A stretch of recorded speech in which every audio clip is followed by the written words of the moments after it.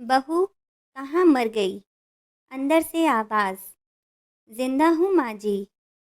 तो फिर मेरी चाय क्यों नहीं आई अभी तक? कब से पूजा करके बैठी हूँ।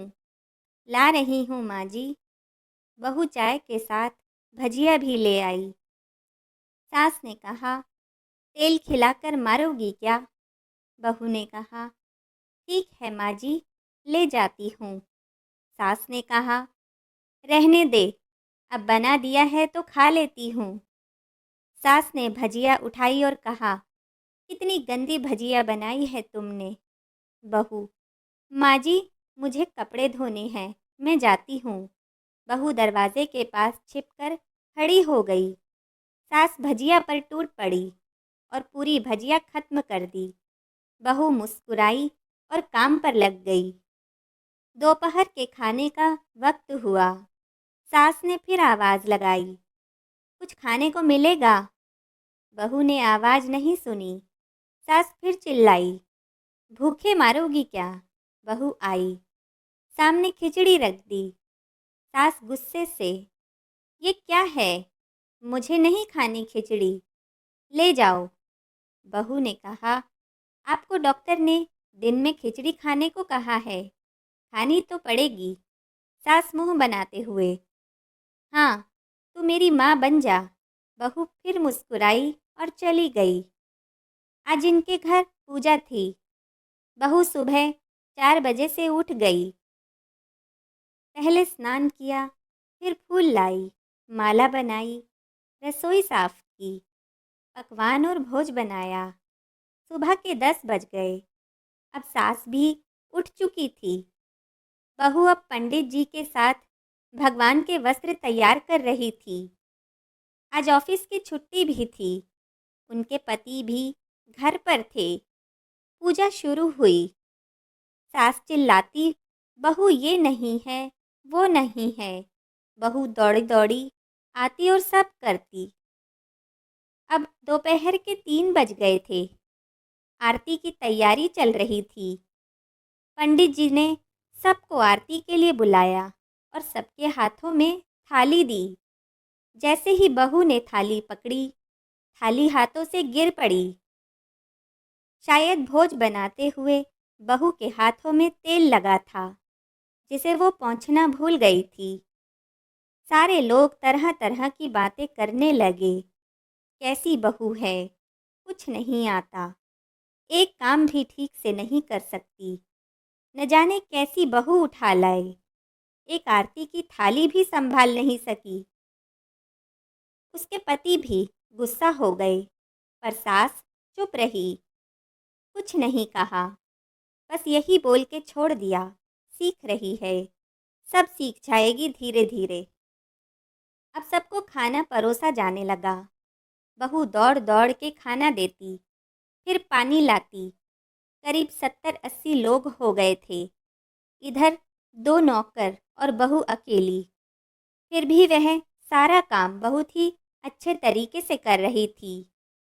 अब उसकी सास और कुछ आस पड़ोस के लोग खाने पर बैठे।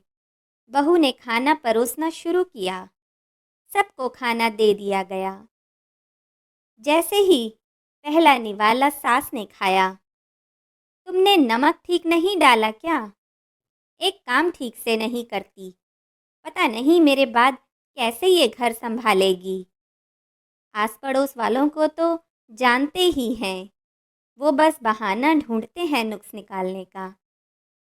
फिर वो सब शुरू हो गए, ऐसा खाना है, ऐसी बहू है, ये वो वगैरह वगैरह। दिन का खाना हो चुका था। अब बहू बर्तन साफ करने नौकरों के साथ लग गई। रात में जगराता का कार्यक्रम रखा गया था। बहू ने भी 1-2 गीत गाने के लिए स्टेज पर चढ़ी। सास जोर से चिल्लाई, मेरी नाक मत कटा देना, गाना नहीं आता तो मत गा, वापस आ जा। बहू मुस्कुराई और गाने लगी। सबने उसके गाने की तारीफ की, पर सास मुंह फुलाते हुए बोली, इससे अच्छा तो मैं गाती थी जवानी में, तुझे तो कुछ भी नहीं आता। बहू मुस्कुराई और चली गई।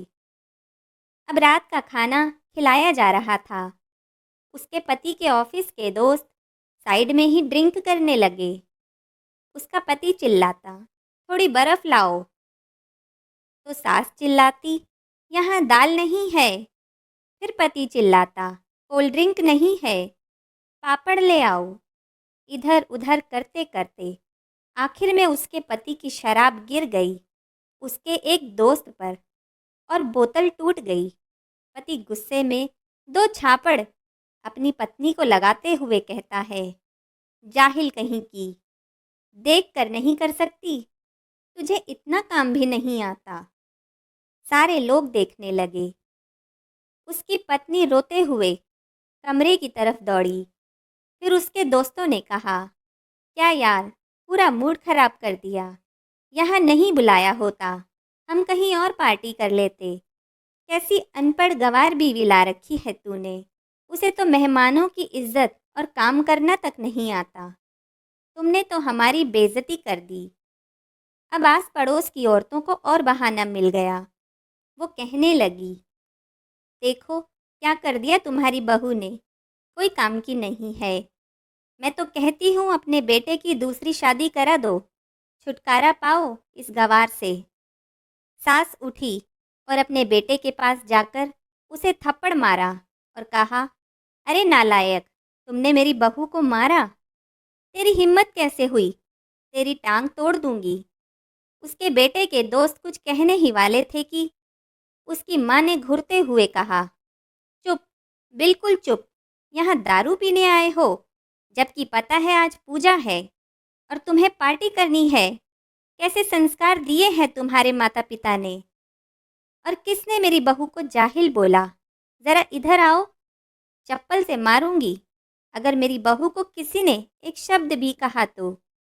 अरे पापी, तूने उस लड़की को बस इसलिए मारा कि तेरी शराब टूट गई। पापी, वो बच्ची सुबह 4 बजे से उठी है, घर का सारा काम कर रही है, ना सुबह से नाश्ता किया, ना दिन का खाना खाया, फिर भी हंसते हुए सबकी बातें सुनते हुए, ताने सुनते हुए घर के काम में लगी रही। तेरे यार दोस्तों को वो अच्छी नहीं लगी। जूते से मारूंगी तेरे दोस्तों को जो कभी उन्होंने ऐसा कहा। उसके यार दोस्त चुपके से खिसक लिए। अब सास बहू के कमरे में गई और बहू का हाथ पकड़कर बाहर लाई। सबके सामने कहने लगी, किसने कहा था अपनी बहू को घर से निकाल के दूसरी बहू ले आ, जरा सामने आओ। कोई सामने नहीं आया। फिर सास ने कहा, तुम जानते भी क्या हो इस लड़की के बारे में। ये मेरी माँ भी है, बेटी भी। माँ इसलिए मुझे गलत काम करने पर डांटती है और बेटी इसलिए कभी कभी मेरे दिल की भावनाएं समझ जाती है। मेरी दिन रात सेवा करती है, मेरे 1000 ताने सुनती है, पर एक शब्द भी गलत नहीं कहती, ना सामने ना पीठ पीछे। और तुम कहते हो दूसरी बहू ले आऊं। याद है ना छुटकी की दादी, अपनी बहू की करतूत। सास ने गुस्से से पड़ोस की महिला को कहा, अभी पिछले हफ्ते ही तुम्हें मियाँ बीवी भूखे छोड़ घूमने चले गए थे। मेरी इसी बहू ने 7 दिनों तक तुम्हारे घर पर खाना पानी, यहाँ तक कि तुम्हारे पैर दबाने जाती थी, और तुम इसे जाहिल बोलती हो। जाहिल तो तुम सब हो जो कोयले और हीरे में फ़र्क नहीं जानते। अगर आइंदा मेरी बहू के बारे में किसी ने एक लफ्ज़ भी बोला तो मुझसे बुरा कोई नहीं होगा, क्योंकि ये मेरी बहू नहीं, मेरी बेटी है। बहू सिसकियां लेते हुए फिर कमरे में चली गई। सास ने एक प्लेट उठाई और भोजन परोसा और बहू के कमरे में खुद ले गई। सास को भोजन लाते देखा तो बहू ने कहा, अरे माँ जी, आप क्या कर रही हैं, मैं खुद ले लेती। सास ने प्यार से ताना मारते हुए कहा, डर मत, इसमें जहर नहीं है, मार नहीं डालूंगी तुझे। तुझे नई सास चाहिए होगी, पर मुझे अभी भी तू ही मेरे घर की बहू चाहिए। बहू ने अपनी सास को रोते हुए गले से लगा लिया। सास भी रो दी पहली बार और कहा, चल खाना खा ले। फिर उसके आंसू पोंछते हुए बोली, अरे तू मेरी बहू नहीं, मेरी बेटी है। कुछ रिश्ते बहुत मीठे होते हैं, बस बातें कड़वी होती हैं। बहू को प्यार देकर देखो, वो तुम्हारे परिवार के लिए अपने घर का आंगन छोड़ कर आती है। दोस्तों, आपको यह कहानी कैसी लगी और इस कहानी के बारे में आपके क्या विचार हैं, हमें कमेंट करके ज़रूर बताएं। धन्यवाद।